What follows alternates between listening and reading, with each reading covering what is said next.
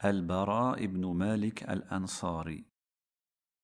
Omar ibn al-Khattab radiallahu anhu a dit: Ne nommez pas El-Bara chef d'une armée, car il aime tellement foncer en premier dans l'ennemi qu'il emmènerait ses soldats à une mort certaine.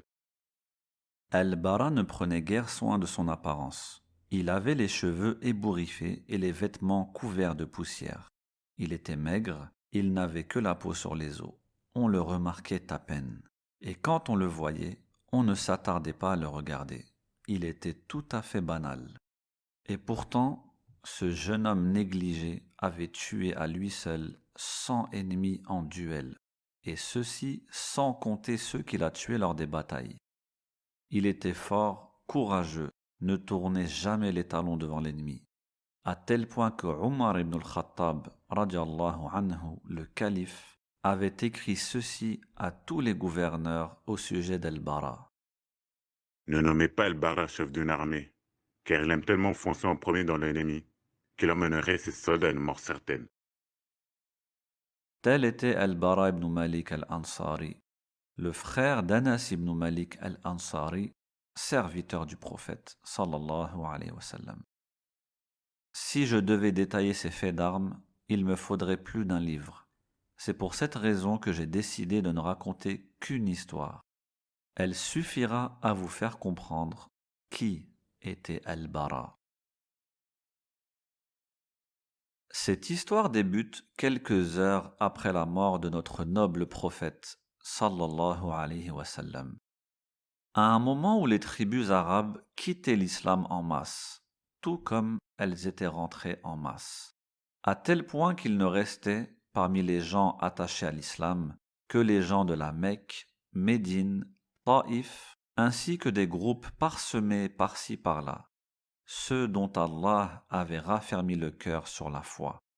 Lors de cette épreuve catastrophique, le véridique Abu Bakr radiallahu anhu fit preuve de grande patience et de sang-froid, solide comme un roc.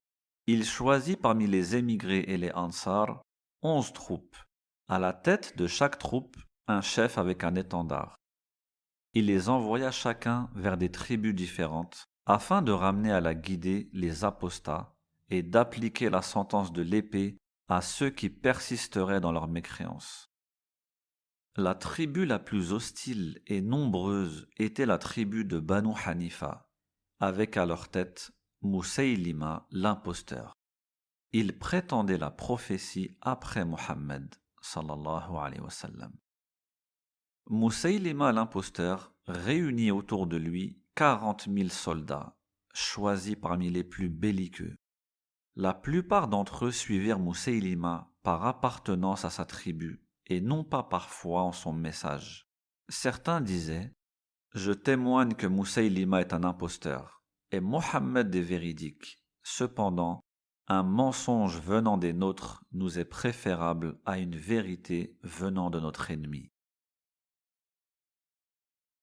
Moussaïlima contra la première attaque des musulmans, menée par Ikrima ibn Abi Jahl. Abu Bakr Siddiq radiallahu anhu envoya une deuxième armée avec à leur tête Khalid ibn al-Walid radiallahu anhu. Au sein de cette armée, on trouvait des grands compagnons comme Omar ou Uthman. Au premier rang de cette armée, on trouvait Al-Bara ibn Malik, ainsi que les plus courageux des soldats. Les deux armées se rencontrèrent à Al-Yamama, dans la région du Najd. La troupe de Moussaïlima sortit vainqueur, tandis que côté musulman, c'est comme si la terre tremblait sous leurs pieds face à cet échec.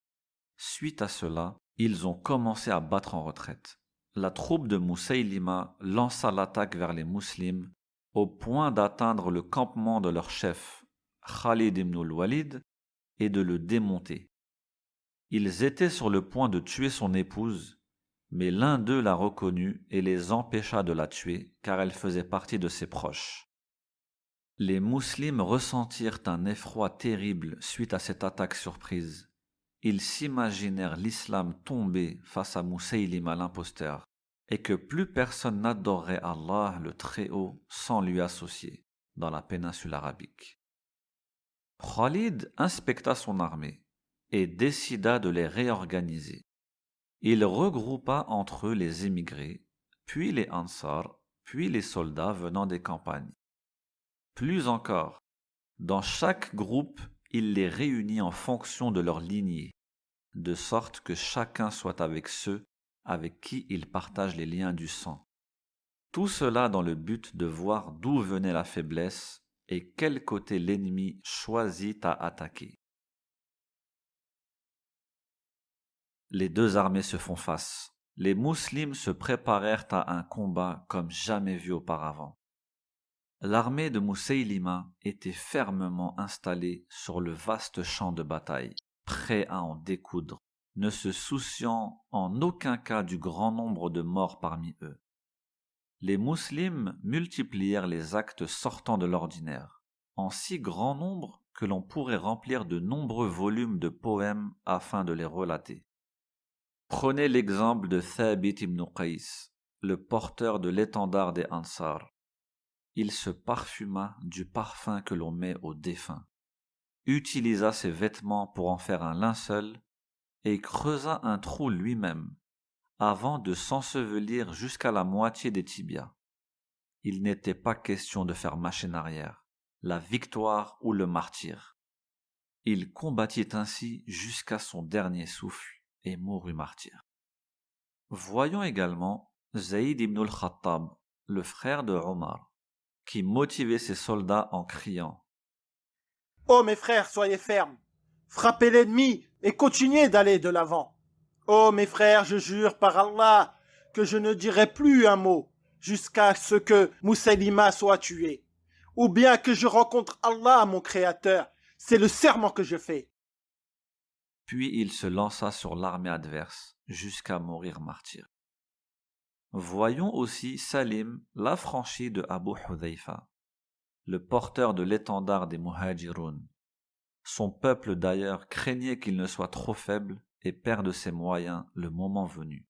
« Nous craignons que les ennemis arrivent à nous en passant par toi. » Il répondit : « S'il en est ainsi, alors quel piètre porteur du Coran je suis. » Il fonça sur l'ennemi jusqu'à mourir martyr dans une action héroïque.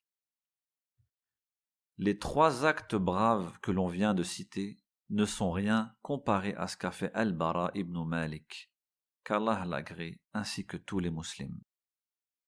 Le combat s'intensifia sous les yeux de Khalid, qui se tourna vers Al-Bara ibn Malik et lui dit : « À toi de jouer, enfant des Ansar. » Al-Bara se tourna vers son armée et dit : « Ô Ansar, qu'aucun d'entre vous n'imagine retourner à Médine. Il n'y a plus de Médine à présent. Il n'y a qu'Allah seul, puis le paradis. » Al-Bara lança une attaque vers les associateurs accompagnés de ses soldats. Ils pénétrèrent dans le rang de leurs ennemis et firent parler le fer, jusqu'à faire trembler Musaylima et ses hommes. Al-Bara et ses hommes firent reculer Musaylima jusqu'à un jardin qui sera depuis nommé le jardin de la mort, à cause du nombre immense de morts qu'il y aura à cet endroit, 20 000 selon certains. Le jardin était vaste et entouré de très hauts murs. Musaylima et des milliers de parmi ses hommes fermèrent les portes permettant d'accéder à l'intérieur et montèrent le plus haut possible afin de chercher protection. Ils en profitèrent pour lancer sur les musulmans leurs flèches, telle une pluie s'abattant sur eux. Face à cela, le guerrier courageux de parmi les musulmans s'avança. Il s'agit de Al-Bara ibn Malik et il dit à ses soldats : « Ô mes frères, je vais me placer sur un bouclier, et je vous demande de placer ce bouclier sur une lance et avec votre force, lancez-moi à l'intérieur. Soit je mourrai martyr, sinon je vous ouvrirai la porte. » En un instant, Al-Bara était assis sur le bouclier. Il était frêle et léger. Des dizaines de soldats munis de lances le portèrent et le lancèrent dans le jardin de la mort, au milieu de milliers de soldats de Musaylima. Il fondit sur eux tel un éclair. Il combattit et tua des dizaines de soldats devant la porte du jardin, puis ouvrit celle-ci. Son corps comportait plus de 80 blessures causées par des flèches et coups d'épée. Une fois la porte ouverte, un torrent de soldats musulmans se déversa à l'intérieur du jardin de la mort. Ils dévastèrent les soldats ennemis à coups d'épée, jusqu'à en éliminer la quasi-totalité, qui avoisinait, je le rappelle, les 20 000. Enfin, ils arrivèrent à Moussaïlima et le tuèrent. Le corps meurtri d'Al-Bara ibn Malik fut emmené au campement afin de le soigner. Khalid ibn al-Walid lui-même veilla sur lui et le soigna 1 mois durant, jusqu'à ce qu'Allah lui accorde la guérison. Et Allah le Très-Haut accorda la victoire aux musulmans par la cause d'Al-Bara ibn Malik. Le désir de martyr était toujours présent et grandissant dans le cœur d'Al-Bara ibn Malik, ce martyr qui lui a échappé dans le jardin de la mort. Il enchaîna les batailles dans le but d'atteindre son souhait et également avec l'envie de retrouver son noble prophète. Jusqu'au jour de la conquête de la ville de Shushtar, en actuel Iran. Lors de cette bataille, les soldats perses trouvèrent refuge en haut de citadelles élevées et aux murs lisses, afin de ne pas pouvoir escalader. Les musulmans commencèrent le siège de la citadelle. Ils s'étaient positionnés tout autour de celle-ci. Le temps passa, et la situation devenant critique pour les Perses, ils préparèrent des chaînes en fer, y accrochèrent des hameçons en acier au bout, les placèrent dans le feu jusqu'à ce que les hameçons soient aussi brûlants que des braises, puis visèrent les soldats musulmans afin d'espérer en agripper et les hisser vers eux. Ils réussirent à en viser certains et les remontèrent vers eux. Certains étaient déjà morts et d'autres agonisaient.